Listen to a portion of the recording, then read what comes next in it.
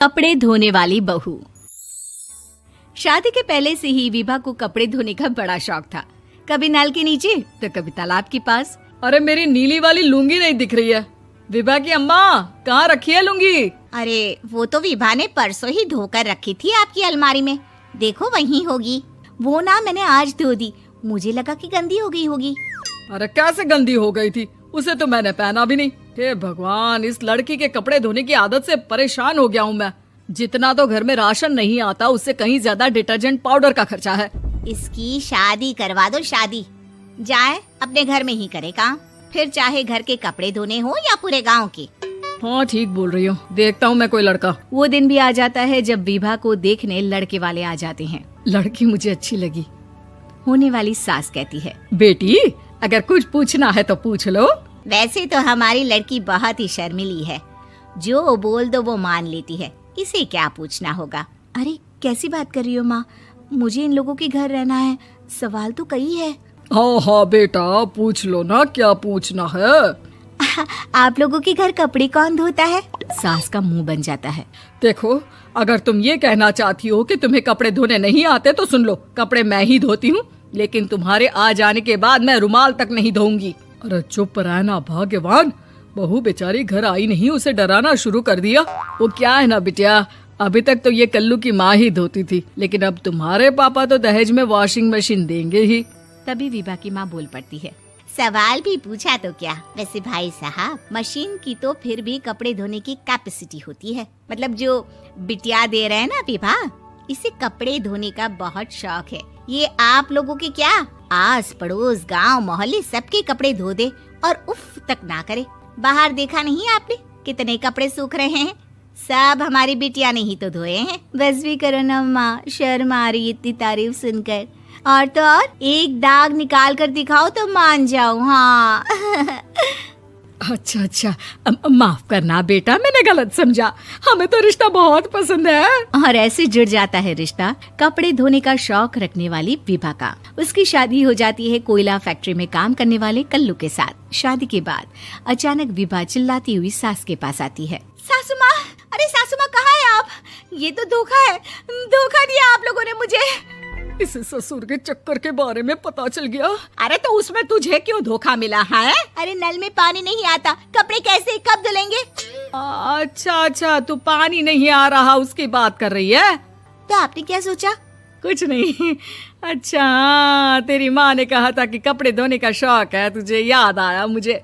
शौक बोलकर कपड़े धोने वाले मेरे जुनून को कम ना आके सासू माँ, कपड़ा धोना मेरा गुरूर है।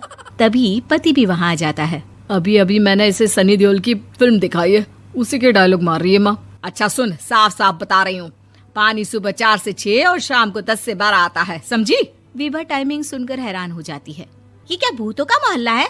सुबह 4 बजे उठकर कौन कपड़े धोता है? 4 बजे टंकी में पानी जाता है, फिर सारा दिन धोना ना, किसने मना किया?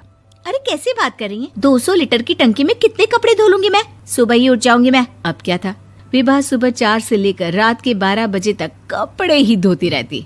एक रोज सास पड़ोस से निकलकर कहीं जा रही होती है कि साथ वाली कहती है, हाँ कल्लू की माँ, जरा ये बताओ कि 2 साड़ी है, 2 ब्लाउज और एक पेटीकोट और एक नाड़े वाला लंबा कच्छा। हाँ तो?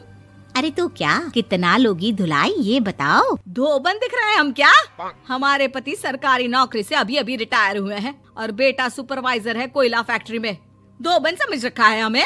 हाय रे कल्लू की अम्मा, माफ कर दो, वो तो मोहल्ले में यही सब बता रहे थे कि तुमने बहू को कपड़ा धुलवाने के काम में लगा दिया है। सास को पड़ोसन की बात सुनकर गुस्सा आ जाता है। वो घर पहुंचती है जहां घर के बाहर ही इतने सारे कपड़े सूख रहे होते हैं जितने कि किसी धोबन के घर पर। अरे ओ कल्लू की दुल्हन, बाहर निकल। माँ जी यहीं आ जाओ, बाथरूम में चादर धो रहे हैं हम। अरे अभी हम धोते हैं, तुमको बाहर निकलो। ये आस पड़ोस वाले बोल रहे हैं कि हम बहू से कपड़े धुलवा कर उसे कपड़ा धोने वाली बना दिए हैं। अरे छोड़ो ना माँ जी, किन लोगों की बातों में आती हो? आस पास के लोगों का तो काम ही होता है कि वो किसी तरह सास बहू को लड़ा दे। बहू सारे घर के कपड़े धोती है, ये क्या कम है? बोलिए। सास को भी लग जाता है कि वो बहू का ये सनकीपन नहीं छुड़वा सकती, इससे अच्छा है कि खुद ही चुप हो जाए। एक रोज सास और बहू मंदिर जाते हैं, जहाँ सास की साड़ी वहाँ खड़ी भीख मांगने वाली से मिलती है। माँ जी क्या बात है, आपकी साड़ी उस भिखारन से कितनी मिल रही है ना? हाँ हाँ देखो तो, दोनों की साड़ी मिल रही है। क्या बात है कल्लू की अम्मा, तुम खुद को तो अफसर की बीवी बताती हो और ऐसी सिंपल सी प्लेन साड़ी पहनकर घूमती हो। सिंपल और प्लेन नहीं है ये साड़ी। तो क्या सोने के धागे से फूल बने हैं? कुछ भी सासू माँ, कुछ भी। हाँ बने थे इस साड़ी में सोने के धागे से फूल। मेरे पति लेकर आए थे मद्रास से स्पेशली मेरे लिए 10,000 की। ताहे भाई साहब इस भिखारन के लिए भी सेम टू सेम साड़ी लेकर आए होंगे 10,000 की। सास उस वक्त तो कुछ नहीं कहती, लेकिन बहू के साथ घर आती है और अलमारी से एल्बम निकाल कर लाती है। ये साड़ी देख रही है, ये वही साड़ी है जिसे मैंने अभी पहना था। इस साड़ी में ये जो चमकदार फूल दिख रहे हैं ना, ये सोने के धागों से काढ़े गए हैं। लेकिन तू लोकल वॉशिंग मशीन ब्रश से घिस घिस कर सारे फूलों को निकाल कर साड़ी प्लेन कर दी। मुझे माफ कर दीजिए सासू माँ। और तो और, जब मैंने तुझे तेरी गलती के लिए कुछ नहीं कहा, लेकिन तूने तो सबके सामने मेरा मजाक ही बना दिया। क्यों? बहू को समझ में आ जाता है कि अब से उसका कपड़े धोना बंद।